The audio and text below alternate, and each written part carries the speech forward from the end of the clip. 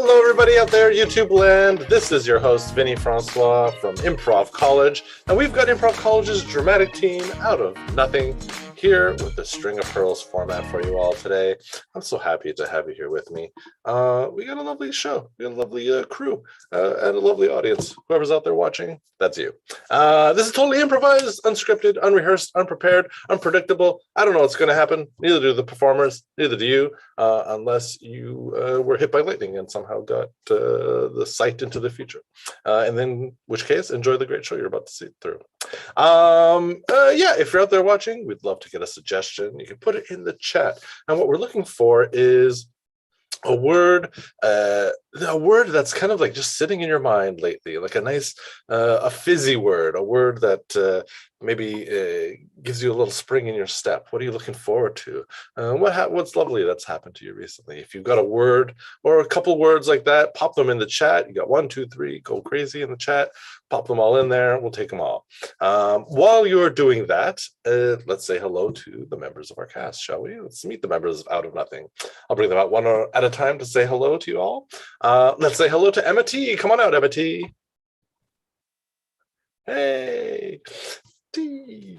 Let's say hello to Carola. Come on out. Hey. Let's say hi to Sylvia. Hey, Sylvia. And last but not least, Louise. Come on down. Oh, the moves. Lovely. Great work. Okay, well, that's Out of Nothing. So our word for today is going to be documentary. Documentary. That's an excitement thing. So your word is documentary. Let's see what happens with Out of Nothing.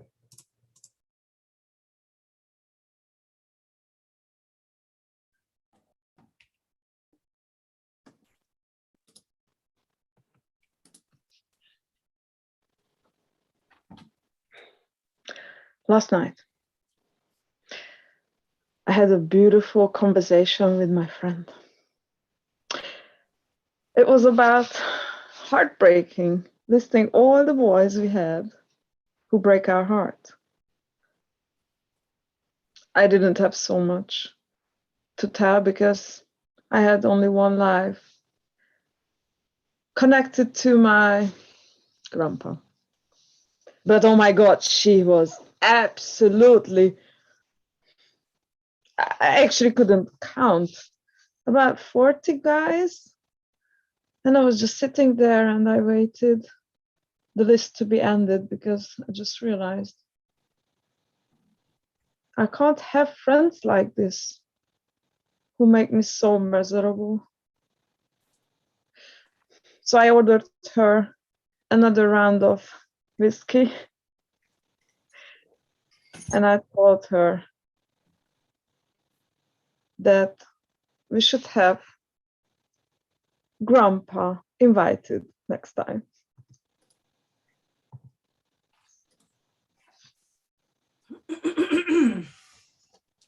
So, I've signed us up for the documentary.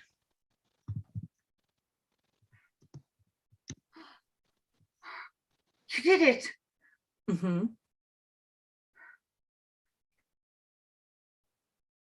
They're going to come round and they're going to get our responses to our family tree.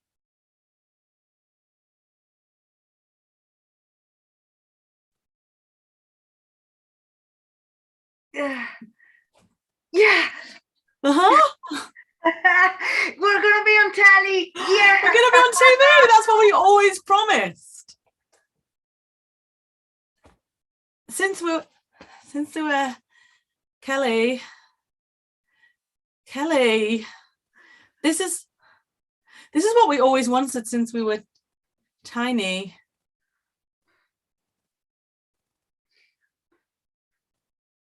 I wanted to be on telly, not to tell our family story. All right. Well, you're making me think that I've made a mistake.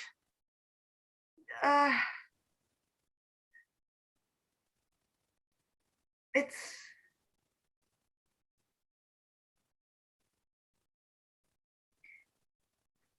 do you remember Mr. Thomas? Yeah. He was the one who owned the greengrocers. I think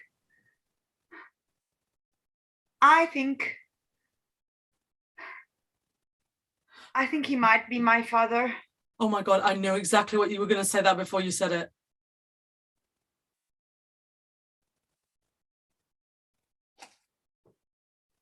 Oh God.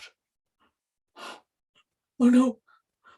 What have I done? I'm like, there's a whole film crew coming round. Do you think Mum had... I think Mummy She... should be shocked. But do you think she really did have... Yes, I think so. Maybe I'm wrong, so maybe it's just... But now that Daddy's gone, Grandpa is the only one, and maybe she wants the truth to come out. If that even is the truth. You know what? He used to always wink at us. I used to think that was weird. Like, why would he wink? Why would he? And it makes sense if you're his daughter. Like, I can't even take this in. You remember the diary I had with the flowers? Oh my God, and you were obsessed with cucumbers for about 6 months. I found it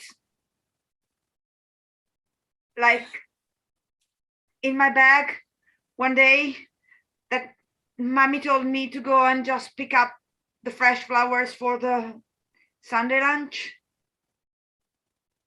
Yeah. Well, and then it was there, and when I thought I was a kid, I thought it was Mark from 3rd grade, but now I know it was. What did it say? It said with love.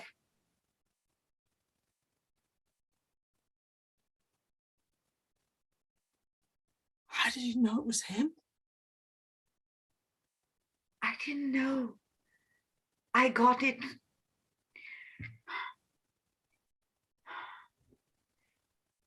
One evening, I overheard Daddy asking Mommy to stop buying flowers for lunch. And he was so menacing.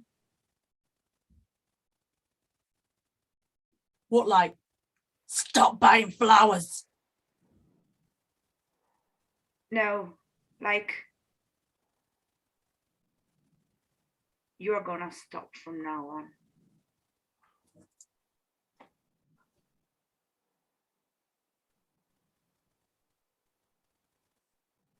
What if he was my dad as well? Like, I've always liked vegetables, which is weird for a kid, right? Then would be 100% sisters. Oh my God, please tell me, Viv, that this is the case. Vivian, I just want to...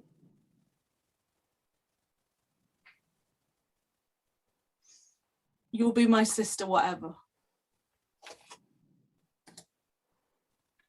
When I was younger, I used to write letters to my best friend. We were kind of pen pals that didn't need to be.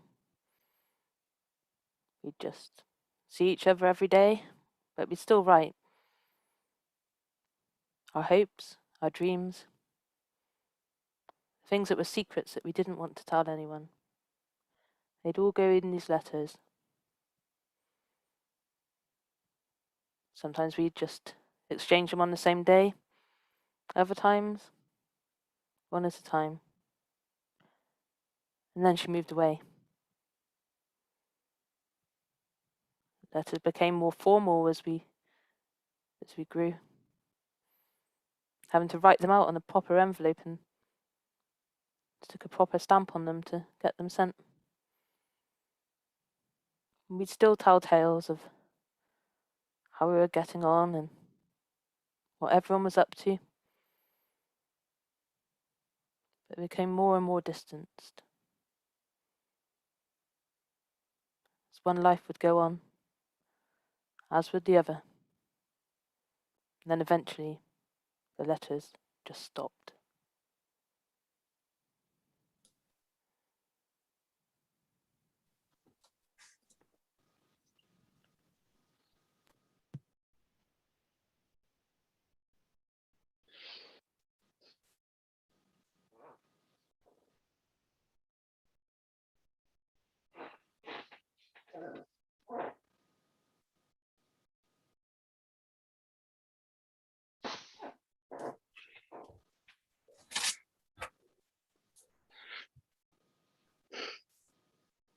Where have you been? We can't let anyone see us here. Look, I was 5 minutes late. It's okay. It's okay. Still. I 5 minutes. feel like I should have had glasses. David recognize us. Getting the autograph. I can't handle famousness anymore. You're so much better than me in that. I think you can draw too much attention to yourself. That's what I would say. That's my profession. Just sucks. But what I mean is the effort that you're making to be disguised is actually making people see you more.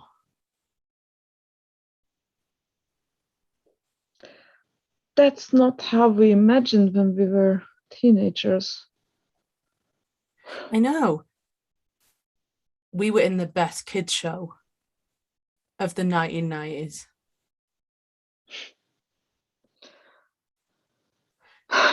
Everyone recognized us, but are they going to really recognize us now?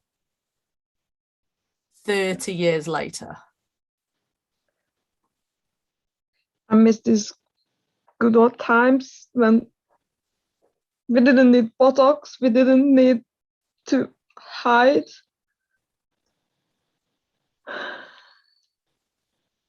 Mags, Photoshop. we're going to be 50.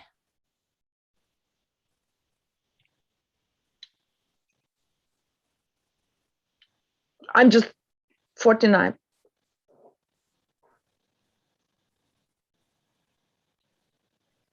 I still have. You've been 49 for a couple of years, Mags. I don't start with my drinking problem. Thank you. Hi, look, I didn't say a word. But you always started, don't you? Like you were the better one, the more beautiful one, the funnier one. I can't help if that's true. You're blaming me for things that are not my fault.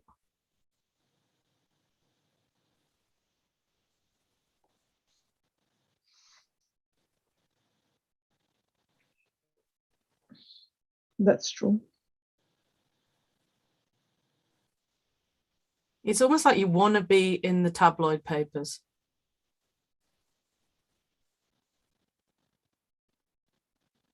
That would be nice. And I think you might have missed out on that now. I mean, it's not as nice seeing a 50-year-old woman crawling out of the back of a taxi, drunk. We should start producing again. I would like that. It's not that bad, is it? Hey, do you remember that time that we had that musical? What was it called? Eyebrows. We were 14. We had a tap routine, all the songs written. You were so sexy in your pattern pants. Oh my God. And I had like fishnets on. How did it go? Eyebrows. I want to raise those eyebrows. Give me a gin and tonic. I call Mike, the producer. I'm calling him. No, you can't have a gin and tonic. What are you talking about? Just give me my party drink, okay? No. Listen. No. Yes. Eyebrows. You've already been drinking. I can see that right away. You don't like your drama queen best friend?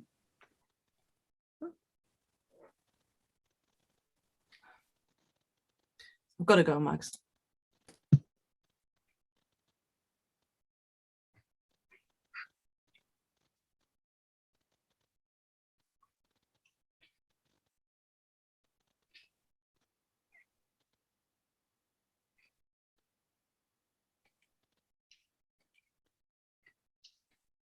Mommy, mommy, look, mommy, wait, look, mommy, this is beautiful. Look, this is the glasses I got. Look, they are so great. This was, they are crazy.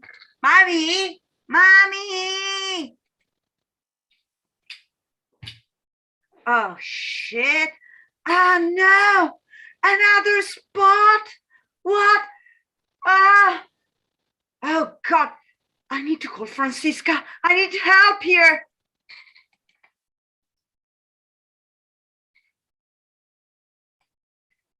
Okay, Frank. We are doing like half an hour. I am just getting ready. Yeah. Just give me 5 minutes. I mean, okay. Just, I'll be there. I'm ready.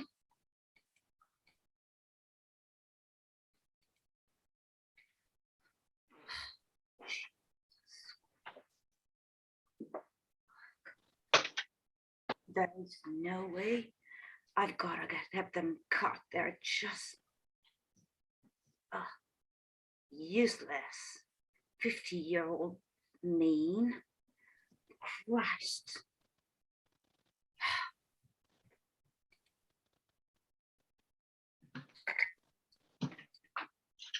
Yeah, dear. Okay. I am bringing you lemonade, freshly made. Yeah, it's attached. I mean, I watched the tutorial on YouTube, obviously. No, it's not gonna work. She'll say I'm a stupid granny trying to play the young one. Those kids. Ugh.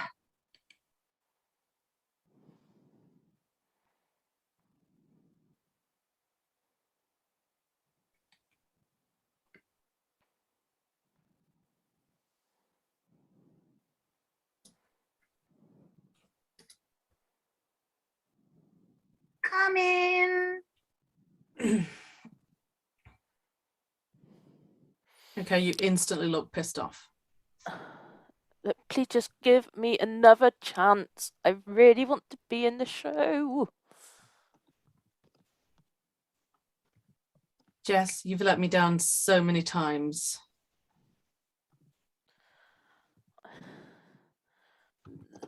Every reason was legitimate. I know I've missed so many rehearsals, but it's not that I don't want to be here. I can't rely on you. I've had to cast Melissa.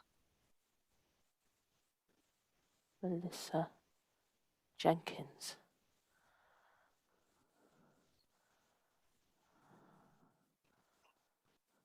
Melissa Jenkins. She has been after my spot on this pantomime, this performance, since the first days. She's not good at, she's nothing like me. Jess, she's reliable. Reliably boring. She is pretty boring. She doesn't have your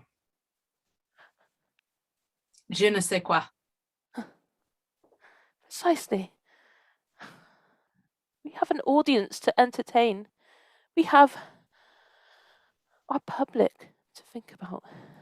And Jess, I wouldn't go too far. I mean, it's only mums and dads at the school. oh, it's a chance to be spotted. You have turned up to rehearsals with the most ridiculous excuses. I think there was one time when you said there was a beanstalk. Yes, it was a real life beanstalk. It just got in my way, and I had to climb it. And go up into the clouds and then climb back down again. And by the time I did it, rehearsal was over. Jess, that is literally the plot of the show that we're doing. I mean, I would have been happy if you'd had another fairy tale that you'd used.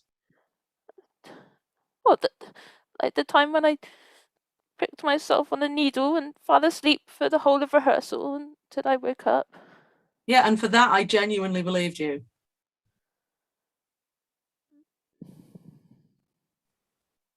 Come on, Jess. I know that your mum has been poorly. Why don't you just tell the truth? If you can't afford rehearsals, I would be happy to chip in for you. Please be honest. You're right. I'd rather stay at home looking after Mum. And we can't afford for me to keep coming here. Sweetheart, there's no shame in that. Every time I've asked you about it, you've not wanted to say anything. Well, it was easier to say I had to climb a beanstalk and then into the clouds and back down again. I know. And that did make me laugh. Oh, sweetheart. So can I? Melissa is going to be so disappointed. I can keep my place. Yes, if you promise to learn your lines. I promise you, I'm gonna practice every single day between now and the show. Okay. And the beanstalk grew and grew. Really proud of you. Mothers, sons, they always believe them. I've had horrible experiences. I've had a kid who was bullying his classmates. And as it usually happens, everybody's scared, nobody talks. Other people just play it down. So, well, in the end, we call in the parents of the bully. And the bully is that angel-faced kid who just starts crying with real tears, just streaming down his cheeks and like, I don't know why they're making this up. I look at him and the kid, the victim, he wanted to change class. His father was so nice, it wasn't a lie. And I looked at the other guy and he looked so real. I got why the parents, they said they would sue the school because we had accused an innocent kid. But me, for a moment, I thought, Jesus, this guy, he is crazy. He was lying so deep. It felt like he really believed this. And for a moment, I thought, this guy, he's a schizophrenic or something. He doesn't know himself. But now I think it was just great acting.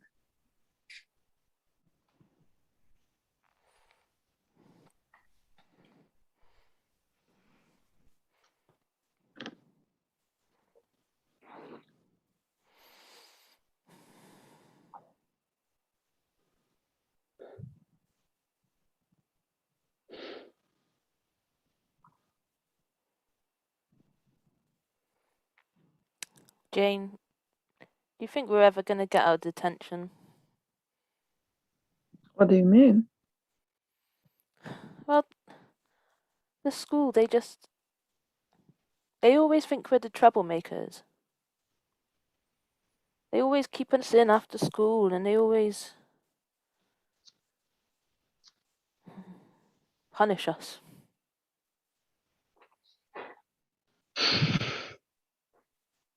Well, we shouldn't have set the fire of the canteen.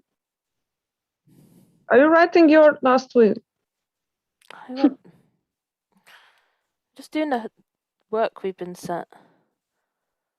But I'm not doing it properly. I'm just writing the word fire, fire, fire. The canteen's on fire. So when they read it, the teachers are going to think that. That's slam poetry. Here's what it Do you says so think- far. Fire, fire, fire, fire, fire, fire. The canteen's on fire, fire, fire, fire. I've heard in town there is rehearsal. I think it would be good.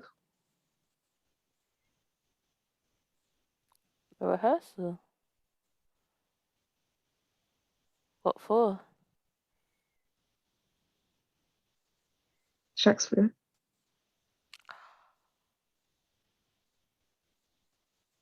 You know, I was going to say Shakespeare's for nerds, but actually, I reckon he's a pretty cool guy.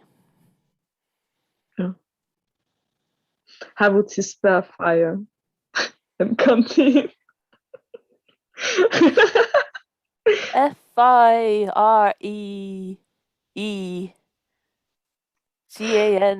FIREECANTEENE. Fuck, you know things. That's who you are. You're just an asshole. You're pretending that you're as bad as me, but you actually know things. You can know things and be bad. You know, I like reading. I like. Well, maybe I shouldn't say. I like poetry. Well, you're writing a poetry already. Hey, Yeah, it's just I never thought of it as being cool. And when we've been going about setting fire to things, I need to look cool. I can't. I know that I'm just making you getting into trouble, and you're better than me. Better than you. You're cool. You're super cool. You know. I don't know how to even spell fire properly. Come on.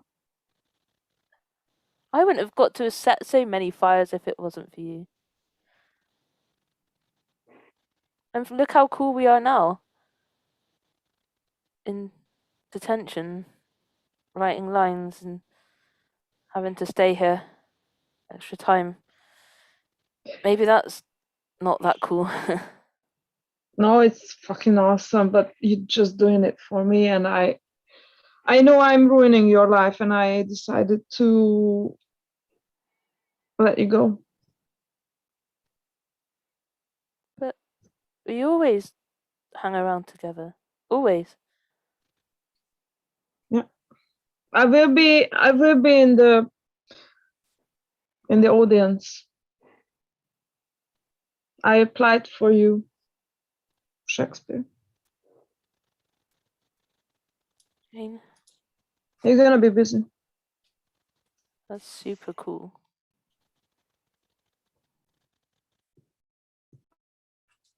I have always wanted to be on TV.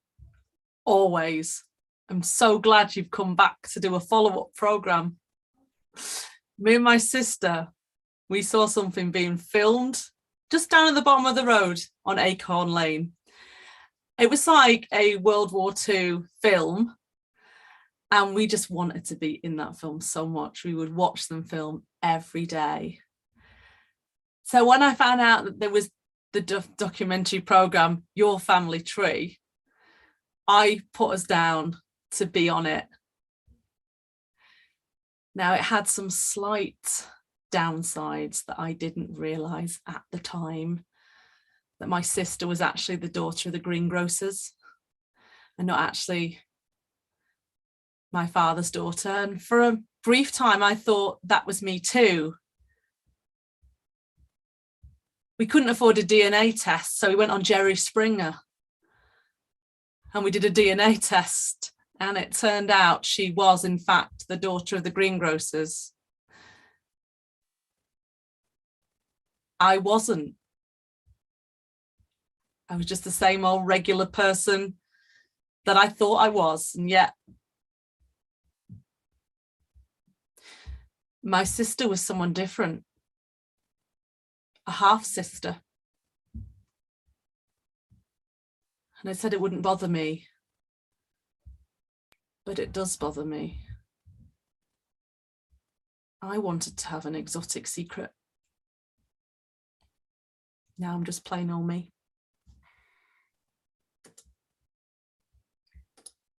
So I had my dream come true. Yeah, the documentary was great.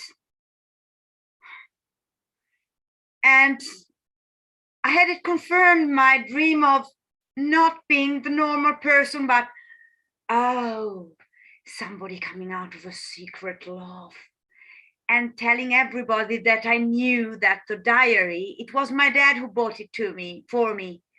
But no, when I was 8, I thought it was Mark from 3rd grade, and that's why I was so excited. And now it's breaking up my family. Like, I really thought Mom would be happy letting go, and she is ashamed. And my sister and my brother, they don't want to talk to me.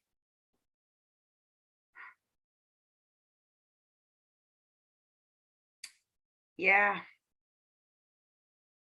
So, well, this documentary thing, this truth thing, yeah, psychologist says it's a good thing. I say it depends. Sometimes it's best to keep things hidden.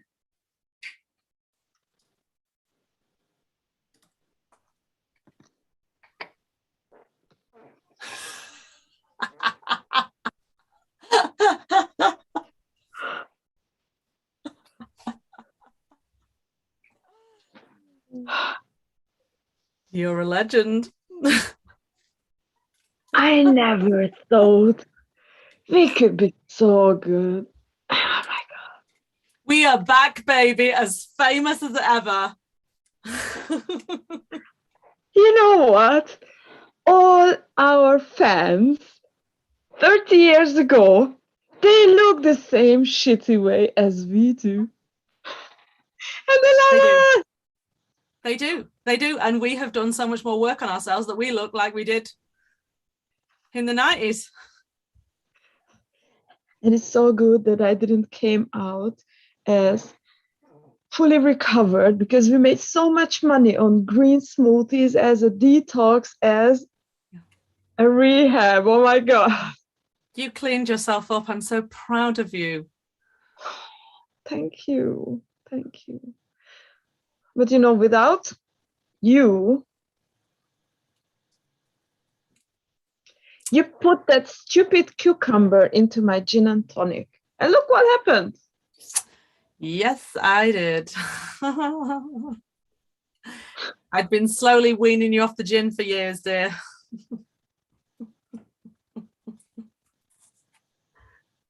Well, you didn't know that?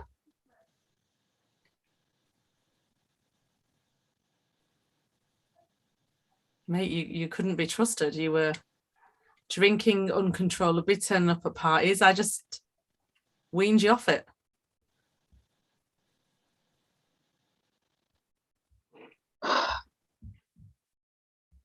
Anyway, I can't be more grateful for you than. God, I thought you were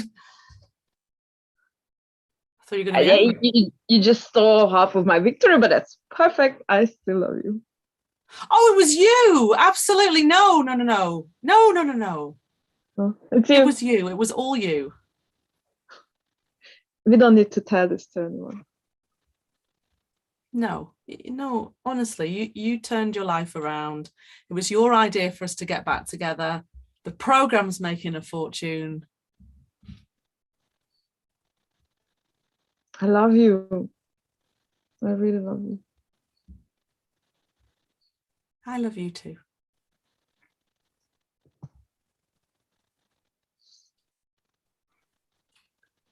The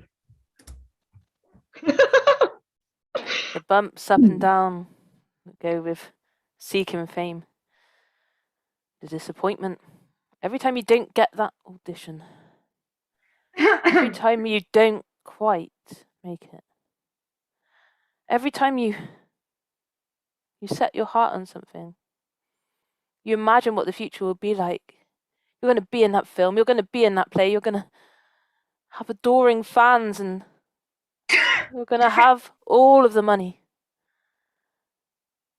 And it doesn't always work out like that. But along the way, you make good friends. People the same as you. The same dreams, the same hopes, the same desires. And sometimes you win some, sometimes you lose some. But what matters the most is that you're there for each other. And that's our show. Wow, lovely. Thank you, Out of Nothing. Come on back. Take a bow, everybody. Well done. Thank you to all our viewers who spent some time with us today.